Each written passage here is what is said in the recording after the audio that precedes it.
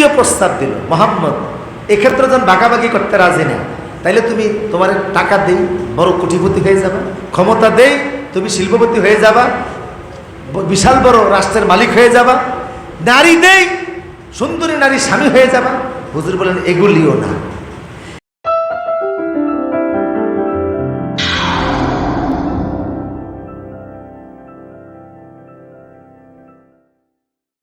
এই যখন কয়েক দফা প্রস্তাব দেওয়ার পরে কোনোটাই রসুল মানেন না, এখন তারা রসুলের বিরুদ্ধে নিন্দা করতে শুরু করলো। আল্লাহ নবীরে তারা 16টা গালি দিছে। মনোযোগ নাই মনে আপনাদের? যখন কথাবার্তায় রসুলের মিলাইতে পারলো না, দলে আনতে পারলো না, তাদের কোনো কথা রসুল্লাহ সাড়া দিলেন না, এখন রসুলের বিরুদ্ধে পথ বাচ্চা নিছে ষড়যন্ত্রের পথ। দুনিয়ার স্বৈরাচাররা আদর্শিকভাবে যখন ইসলামী আন্দোলনের মোকাবেলা করতে পারে না, তখন জেল জুলুমে পয়রা মোকাবেলা করতে চায়, ফাঁসি দিয়ে ইসলাম দমাইতে চায়। আলেমদেরকে ফাঁসির মঞ্চে ঝুলাইলেও ইসলাম দমে যাবে না। তারা যখন পারল না, এবার রসুলের বিরুদ্ধে গেছে। কি রসুলকে কিভাবে ছোট করা যায়, খাটো করা যায়, হ্যায় প্রতিপন্ন করা যায়, রসুলের বিরুদ্ধে তারা নিন্দামূলক শব্দ বলছে। কয়টা? 16টা। কয়টা? এর ভিতরে মক্কায় হলো 15টা, মদিনায় হলো 1টা। রসুলকে সাহের, জাদুকর, গণক, কবি, পাগল, মিথ্যুক এগুলি তারা বলছে। কথা বুঝতেছেন না? এরকম কয়টা গালি দিছে? আল্লাহর নবীরে তারা 16টা গালি দিয়েছে। আপনি গালি শুনছেন কয়টা? ইসলামের দাওয়াত দিতে গিয়ে আলেমরা রাজাকার গালি শুনেছে, মৌলবাদী গালি শুনেছে। এটা নতুন কিছু না, আগের ইসলামের বিদ্বেষীরা এরকম রসুলকে গালি দিয়েছে। কয়টা গালি? এই গালি যারা দিছে এবং কি কি গালি দেওয়া যায় এই ব্যাপারে যারা পরামর্শ করছে, এতে সবার কথা আল্লাহ কোরআনে তুলে ধরে নেই, একজনের কথা তুলে ধরছে। বলবো না একটু কথাটা? সবাই কিন্তু রসুলের কি কি গালি দেওয়া যায়, 16টা গালি কিন্তু একজনের ব্রেন থেকে আসে নাই, একটা মাথা থেকে আসে নাই, সম্মিলিত কাফের নেতাদের ব্রেন থেকে বের হয়েছে। কিন্তু সব কাফের নেতাদের জীবনী আল্লাহ কোরআনে তুলে ধরেন নাই, একটারে ধরছেন, একটারে ধরে বুঝাইছেন। এই একটা চরিত্র যেমন, বাকিগুলি নিয়ে চরিত্র তেমন। একটা যেমন ধরা পড়ছে কলা গাছের মধ্যে গিয়ে, কলা গাছের পাতার মধ্যে শুইছে। কথা বল না, কিসের মধ্যে শুইছে? আবার গর্ববোধ করে যে আমি ফাঁসির রায় দিছিলাম। একটা ধরা পড়ছে, এটা দিয়া বুঝাইছে এইটা যেমন, বাকিগুলিও তেমন। বাদ কি সবগুলি টিপা লাগে না? একটা টিপলে হাড়ির খবর নেওয়া যায়, একটা টিপলে ফাতিলের খবর। সব কাফের খুইলা খুইলা বলার দরকার নাই। আল্লাহ একটারে ধরছে, একটারে ধরে এইটা যেমন খারাপ, বাকি সবগুলি খারাপ। কথা বলে কারে ধরছে? ওয়ালিদ ইবনে মুগীরারে। কারে? ওয়ালিদ ইবনে মুগীরা। আল্লাহ বলছেন ওয়ালা তুতি'কুল হাল্লাফিম মাহিন হাম্মাজিম মাশাইন বিনামিম মান্নাইন লিল খায়রি মু'তাদিন আথিম উতুল্লিন বাদা যালিকা জানিম। আল্লাহ তাআলা অনেক কথা বললেন। হে নবী, আপনারা 16টা গালি দিয়েছেন, আদর্শিকভাবে আপনারা মোকাবেলা করতে পারে নাই, তাই গালি বাইসা নিছে। সব যুগের ইসলামের দুশ্মনদের মুখে গালি আছে না নাই? এদের ভাষা শুনলেই দেখলে বুঝবেন এগুলি উচ্ছৃঙ্খল, এগুলি জঙ্গি। কথা বলে ঠিক কিনা? আর ইসলামী আন্দোলনের নেতাদের মুখের ভাষা দেখেন, কি আন্তরিকতা দেখেন। 17 বছরের নির্যাতনের পরেও কয়ে যাও মাফ করে। কথা বলে ঠিক কিনা? এই মাফ আবার অনেকে সহ্য হয় না, কারণ তারা মনে করছে মাফ করে দিলে তো হায় হায় তা আমরা হারালু। কথা বুঝতেছেন কিনা? কিন্তু মাফ করছে কোন জায়গা থেকে মাফ করছে? রাসূলুল্লাহ মক্কা বিজয়ের পরে যখন ঘোষণা দিলেন মাফ করে দিলাম, ওই দিন একসাথে কয়েক হাজার লোক কালেমা পড়ে মুসলমান হয়েছে। যারা ইসলামে আন্দোলন করে ইসলাম পালন করে না, তারা ইসলাম পালন করে আমার মতো আরেকজন জাহান্নামের আগুন থেকে বাঁচুক। কথা বলে ঠিক কিনা? আমি ইসলামী আন্দোলন বুঝছি, আমি একা জান্নাতে যাইতে চাই না, এই সমাজের মানুষগুলো নিয়ে জান্নাতে যাইতে চাই। এতদিন সে ভুল পথে ছিল, খারাপ পথে ছিল, ইসলাম বুঝে নাই তাই গালি দিয়েছে, আলেম সিনে নাই তাই গালি দিয়েছে, কোরআনের রাজ বুঝে নাই তাই মন্দ কথা বলছে। আজকে আমার সুযোগ আছে, আমি প্রতিশোধ দিতে পারি। প্রতিশোধ না নিয়ে তারা ক্ষমা করে দিলাম, সে আমার কাছে আসুক, আল্লাহ যেন তারা জান্নাতের রাস্তা দেখা। সেও যদি আমার সাথে জান্নাতে যায়, জায়গার অভাব হবে? অথবা জায়গার অভাব হবে? তো আমার সাথে আমার অসুবিধা।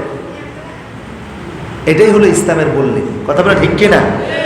কিন্তু যারা আবার একটু ভিন্ন শ্রেণীর এরা আবার সহ্য করতে পারে না, করলোটা কি? আমার বৃহস্পতি গালি দিছে কয়টা? আল্লাহ ধরছে কয়জন রে? আল্লাহ এইটা কথায় কথায় মিথ্যা কসম করে এই অলিদেব দে মগিরা অনেক কথা আল্লাহ বলছে। শেষ কথা বলছে, যেই লোকটা আপনারে গালি দেওয়ার ব্যাপারে ভূমিকা পালন করছে, সবাই ধরলাম না, একজন যারে ধরলাম তার পরিচয় শোনেন, ওটা হলো কিন্তু সানবাস্টার, অবৈধ সন্তান, যারও সন্তান, ও কিন্তু তার ভিতরে বৈধ সন্তান না। হায় হায়, ওই দেবতে মুগিরা পড়ছে বিপদে, সর্বনাশ। মক্কার এত কাফেররা মুহাম্মদের গালি দেওয়ার ভূমিকা পালন করলো, মুহাম্মদের আল্লাহ আমারে শেষ পর্যন্ত ধরছে। ধরতে ধরতে আমারে বলছে মিথ্যুক, আমারে বলছে আমি নিন্দানি, নিপচ্ছাতে নিন্দা করি, আমারে বলছে আমি আমার জন্মের সমস্যা। আর আমি তো জানি আমার বাবার বৈধ সন্তান, তাহলে আমার যে জন্মের সমস্যা আছে এটা কে জানে? মা জানে। মারে গিয়ে বলছে, মা সত্য কথা বলো, আসলে আমার পরিচয় কি? যদি মিথ্যা বলো তলোয়ার আছে। মুহাম্মদের আল্লাহ কিন্তু কোনোদিন মিথ্যা কথা বলে না। মা বলছে, বাবা দেখ, মক্কা থেকে তায়েফ 90 কিলোমিটার রাস্তা। কত কিলো? কুমিল্লা কত কিলো হবে? 90 ধরে, এরকম হবে না? ঢাকাতে সাদপুর থেকে কুমিল্লা ধরে প্রায় 66 কিলো। তো এখান থেকে ধরেন আরো 100, কাছাকাছি ধরনের সাহারাস্তি। এইরকম মক্কা থেকে তায়েফ যত রাস্তা, রাস্তার দুই পাশে যত জায়গা জমিন, সব তোর বাবা সম্পদ। এতগুলি সম্পদ তোমার বাবা ওলিদের মুগিরার সম্পদ, কিন্তু তোমার বাবার কোনো ছেলে মেয়ে নেই। আমি ভাবলাম, আহারে, আমার স্বামীর কোনো সন্তান আমার মাধ্যমে হচ্ছে না, এখন এই সম্পত্তিগুলির মালিক হবে কে? আমি সইতে পারতেছিলাম না, যার কারণে তোমার চাচার সাথে ব্যভিচার কইরা তোমারে আমি জন্ম দিছি, তুমি আসলে বৈধ সন্তান না। শুধু সম্পত্তি ধরে রাখার জন্য অবৈধভাবে তোমার জন্ম দিছি, আমার ঔরস থেকে যেন জায়গা জমিনগুলি ঠিক থাকে। নাউজুবিল্লাহ বলবেন না? অলিদেব তো মগিরা সত্য খুঁজে পাইছে কিনা? এরপরে ইসলাম কবুল। রসুলকে 16টা গালি দেওয়ার পরে এরপরে দেখা গেল রসুলকে থামানো যায় না। যত গালি দেয় ইসলামের আওয়াজ তত বাড়তেছে, কোরআনের ঢঙ্কা তত বাজতেছে। রসুলের উপরে এবং সাহাবীদের উপরে শারীরিক আক্রমণের সিদ্ধান্ত নিল। এই শারীরিক আক্রমণ নিতে যাইয়া ওদের হাতে প্রায় 450 মুসলমান মার খাইছে। কতজন? কতজন? এমন কোন মুসলমান নাই যে হইল খায় না। আবু বকরের মতো সম্ভ্রান্ত লোক তারে মারতে মারতে অজ্ঞান করে ফেলেছে। রসুলের গায়ে কয়েক দফা হাত তুলছে। রসুলের মাথার ভিতরে আল্লাহর নবী কাবা শরীফের মধ্যে সিজদায় পড়ে আছেন। আগের দিন রাতে ওরা স্বতন্ত্র করে 2টা ওট জবাই করছে। আগের দিন জবাই করে ওঠেন না, এগুলি কাবার পাশে রেখে দিয়েছে, ইচ্ছা করে তুলে সরায় না, কারণ জানে রসুল্লাহ জোহরের নামাজ পড়তে আসবে। আল্লাহর নবী যখন নামাজ পড়তে আসছে, 7 জন কাফের ওটের বিশাল বড় গাড়িটা ধরে রসুলের গাড়ির মধ্যে চাপিয়ে দিয়েছে। ওটের নারী বলে, আপনার গাড়ি যদি আমার চাপাইতো আপনি কি করতেন? নামাজ বাদ দিয়ে এগুলি আগে সরাইতেন। কথা বলেন। কিন্তু রসুল্লাহ ভাবতেন সেজদার মধ্যে আছি, জীবন গেলে যাক, দম গেলে যাক, তারপরও সেজদা থেকে মাথা তুলব না। ছাগলের নারী নয়, গরুর নারী নয়, ওটের নারী। ওর যত বড় তার নারীর ওজনও তত বড়, বিশাল বড় ওজন। এমন নারী রসুলের মাথার উপর চাপিয়ে দিল। আল্লাহ নবী সেজদা থেকে মাথা তুলছেন না, তখন রসুল্লাহ সিজদায় পড়ে পড়তেছেন সুবহান রাব্বিয়াল আ'লা, সুবহান রাব্বিয়াল আ'লা। আল্লাহ তখন ফেরেশতাদের মিটিং করলেন, দেখ আমার নবীরে তারা কত নির্যাতন করলো, 16টা গালি দিল, রসুলের চলার পথে কাটা বিছিয়ে দিল। আমার নবীর মেয়েগুলি বাড়িতে আছে, আমার নবীর মেয়েগুলি বাড়িতে স্বাভাবিক হাঁটতে পারে না, রাতে পায়ের তলা মাটির নিচ দিয়ে কাটা বিছিয়ে দেয়। প্রায় সময় রসুলের মেয়েগুলি ঘরে গিয়ে বলতো, মারে খাদিজারে বলতো, পারে এই যে দেখো পাটা আমার ছিঁড়ে গেছে, পায়ের তলে কাটা বিছিয়ে দিয়েছে, পায়ের তলাটা আমার কেটে গেছে, প্রচন্ড আকারে রক্ত বের হচ্ছে। এখন যেমন